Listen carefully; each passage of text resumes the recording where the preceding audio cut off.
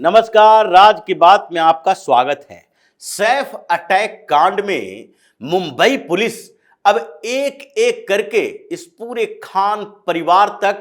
अपनी पहुंच बढ़ा रही है, क्योंकि जिस तरीके के सवाल मुंबई पुलिस पर उठाए जा रहे हैं वह जवाब देने के लिए भी तैयार है। और ऐसे ही सवाल जो मुंबई पुलिस ने पूछा उसमें छटपटाने लगे ये सैफ अली खान। परेशानियां इनके लोगों की बढ़ गई है, क्योंकि इन 8 सवालों में जैसे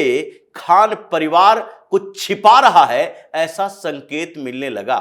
ऐसे संकेत इसलिए भी मिल रहे हैं कि जैसे ही नितेश राणे ने सवाल उठाए कि सैफ अली खान जब हॉस्पिटल से बाहर निकल रहे थे और जो उसके वीडियो सामने आए हैं उससे ऐसा लगता है कि जिसके ऊपर इतना घातक हमला होगा, जो कहा जा रहा था मीडिया के अंदर कि उनके रीढ़ की हड्डी के पास चाकू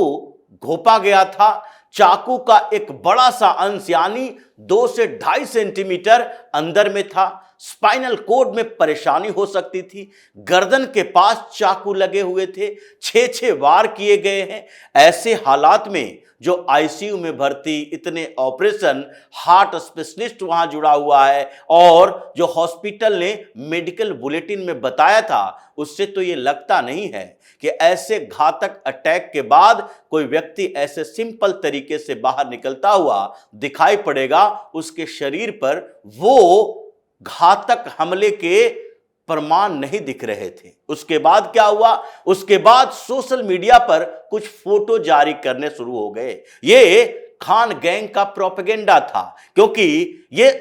सैफ अली खान के सोशल मीडिया पर नहीं मिल रहे बल्कि अलग अलग पोस्ट दिखाई पड़ रहे हैं। और उसका फिर से जब फैक्ट चेक किया गया तो पता चला ये फर्जीवाड़ा चल रहा है, क्योंकि सैफ अली खान के उन घाव के निशानों पर सवाल उठे तो अब सोशल मीडिया पर उसे बैलेंस करने के लिए कुछ फोटो डाले गए और जब उन फोटो को देखा गया तो फिर रिपोर्ट दिया गया और उसमें फैक्ट चेक किया गया तो पता चला कि ये समीर खान नाम के शख्स ने जो फोटो दिए हैं वो फोटो इस हमले का नहीं है, बल्कि सैफ अली खान की एक फिल्म लाल कप्तान से लिया गया है, जिसमें सैफ अली खान के चेहरे पर, गर्दन पर घाव के निशान हैं, आंख सूजे हुए हैं। वो लाल कप्तान फिल्म से है और इसलिए इस गैंग का ये फर्जीवाड़ा भी एक्सपोज हो गया। लेकिन पुलिस ने कुछ सवाल किए और उन सवालों में पहला सवाल तो इसी से था कि आप जब घर से निकले तो यह माना जा रहा है हॉस्पिटल में जाने के क्रम तक कि आप किसी दूसरे कपड़े में गए थे। जो कपड़े आप उस समय पहने थे जब आपके ऊपर अटैक हुआ था वो कपड़े यहां पर मौजूद नहीं हैं। आप हॉस्पिटल जाते समय दूसरे कपड़े में थे, घर में अटैक के समय दूसरे कपड़े में थे। इसलिए जब ये सवाल उठ रहा है तो पुलिस ने उन कपड़ों के और खून के नमूने लिए। ये सैफ अली खान के घर से लिए गए हैं कि जिन कपड़ों में उस समय थे उन कपड़ों का नमूना, उन कपड़ों को कलेक्ट किया गया कि जो चाकू का इस्तेमाल करने की बात की जा रही है उस चाकू से जब हमला किया गया तो उस कपड़े में जो होल हुआ है वो कितना है, कैसा है और जो निशान शरीर पर है वो कैसा है, चाकू किस साइज के आधार पर उसकी जांच की जा रही है। खून के नमूने लिए गए हैं और यही बात सवाल के घेरे में आ गए कि कपड़ा चेंज करने का इतना समय कैसे मिल गया, जबकि बताया जा रहा है गर्दन पर चाकू से वार किया गया, पीठ में चाकू से वार किया गया, 6 गंभीर घाव के निशान। तो क्या वैसी स्थिति में कोई व्यक्ति घर से निकलने के पहले पूरा अपना कपड़ा चेंज करके निकलेगा? दूसरे सवाल में इसी बात पर कहा गया कि आखिरकार उस समय करीना कपूर का लोकेशन क्या था, करीना कपूर कहां थी, घर के अंदर थी या कहीं बाहर थी? क्योंकि सवाल यह भी उठ रहे हैं कि करीना कपूर घर में थी या नहीं। 2-2:30 बजे रात की बात है और अब तक इसके बारे में जानकारी नहीं मिली है और पुलिस इन्वेस्टिगेशन पर जब सवाल उठ रहा है तो पुलिस भी ये सवाल कर रही है कि कुछ जगहों से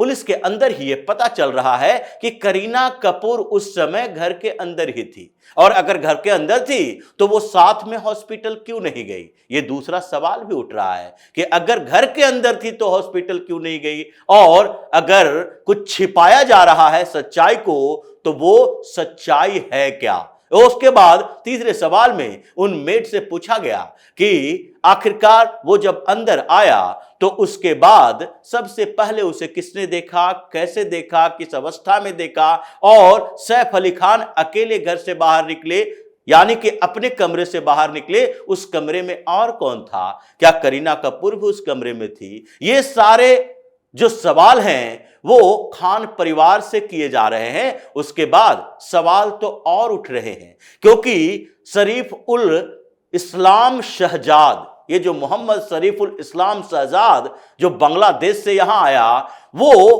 पुलिस को कोऑपरेट नहीं कर रहा। उससे सवाल जो किए जा रहे हैं उसका सही जवाब नहीं दे रहा है। 5 दिन की कस्टडी बढ़ाई गई, यानी 29 जनवरी तक वो कस्टडी में रहेगा, लेकिन फिर भी वो कोऑपरेट नहीं कर रहा है। उससे कहा जा रहा है, पूछा जा रहा है कि सबसे पहले तो ये बताओ कि बांग्लादेश से हिंदुस्तान में एंट्री में कौन कौन से लोगों ने मदद किया। लेकिन उसके बाद मुंबई, और मुंबई के बाद ये सैफ अली खान के घर के लोकेशन, और इसलिए क्योंकि सवाल कोर्ट के अंदर भी उठाया गया और बात भी की गई कि पुलिस ने गलत किया है, पुलिस ने गलत इंसान को पकड़ा है। वो शरीफ उल इस्लाम शहजाद वो व्यक्ति नहीं है जिसने सैफ अली खान के ऊपर हमला किया। तो अगर ऐसा नहीं है तो इसके लिए पुलिस फिर से दोबारा गई सैफ अली खान के घर में, क्योंकि यही शहजाद ने बताया कि वो जब घर में एंट्री किया था तो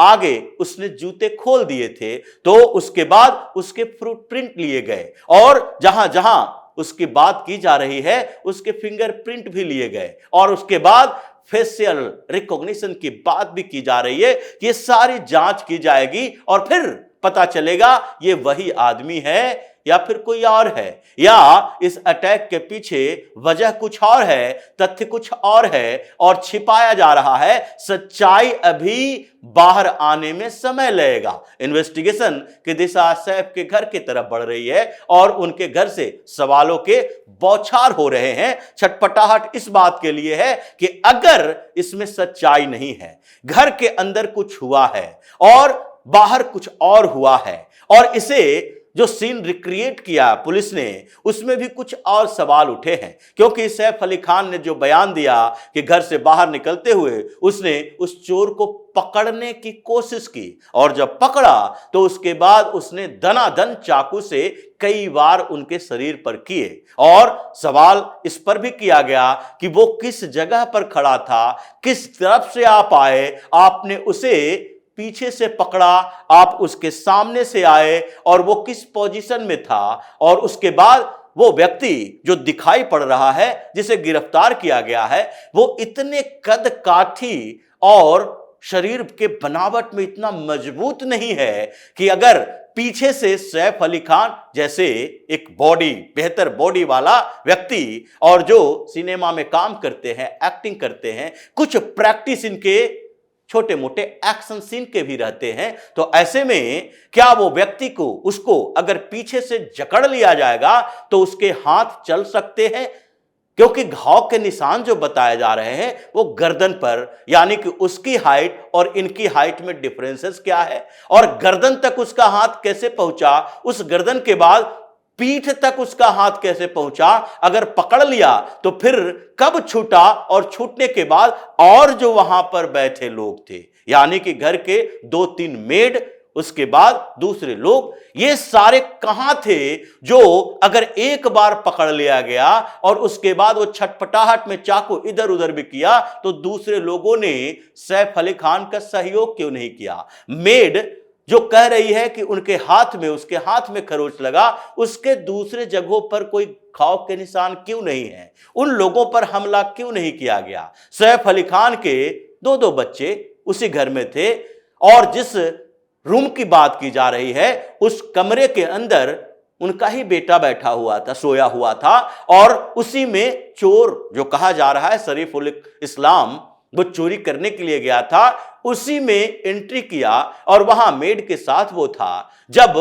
उसे हमला ही करना था तो फिर एक मोडस ऑपरेंडी चोर की होती है और किसी तरह से किडनैपिंग में होती है कि अगर दूसरे लोग सामने आ गए तो वो इसका हथियार के तौर पर उपयोग कर सकता था उनके बच्चे का। लेकिन उसने ऐसा क्यों नहीं किया? इतनी क्या हड़बड़ाहट थी? फिर जब वो लॉक किया गया तो लॉक के बावजूद वो उधर से नीचे गया और उस समय तक वो बाहर निकल गया बिल्डिंग से। हंगामा हुआ, अलार्म होगा, सिक्योरिटी गार्ड कहां था, कुछ पता क्यों नहीं चल पाया कि अलार्म के बाद भी सिक्योरिटी एक्टिव क्यों नहीं हो पाया और क्यों वो पूरा का पूरा अपार्टमेंट ऐसे सोया रहा कि सैफ अली खान पर हमला, हंगामा और इसके बावजूद भी कहीं से कोई खबर नहीं आई। आप नीचे उतरे एक व्यक्ति के साथ और फिर उसके साथ हॉस्पिटल चले गए, ऑटो में, अपनी गाड़ी में नहीं गए। क्या अपनी गाड़ी की स्थिति इतनी खराब थी?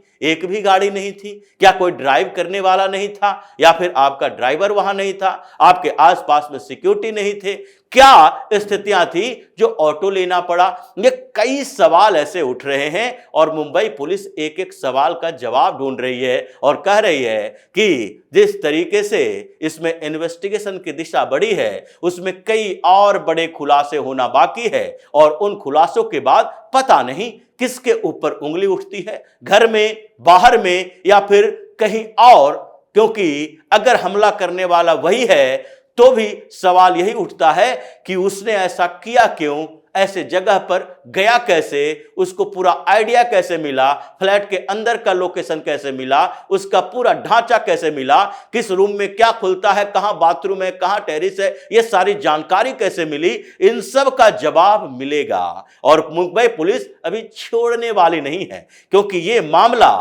केवल सैफ अली खान का नहीं रह गया। अब जो फडणवीस के मंत्री हैं वो भी मैदान में आ गए हैं क्योंकि इन पूरे लोगों ने, खान गैंग के लोगों ने जिस तरीके से पीएम मोदी, सीएम फडणवीस और भारतीय जनता पार्टी, उनकी सरकार, उनकी पुलिस के ऊपर सवाल उठाना शुरू कर दिया कि यहां सेलिब्रिटी भी किसी तरह से सुरक्षित नहीं है, पूरे देश में मुसलमान सुरक्षित नहीं है, अब उसका जवाब तो मिलना चाहिए और उसे जवाब की तलाश की जा रही है जिससे पूरा का पूरा खान गैंग परेशान है। तो इसी तरह की खबरों के साथ फिर से हाजिर होंगे, तब तक के लिए बने रहिए हमारे साथ और देते रहिए हमें सहयोग ताकि इसी तरह की खबर हम आपके लाते रहे। धन्यवाद।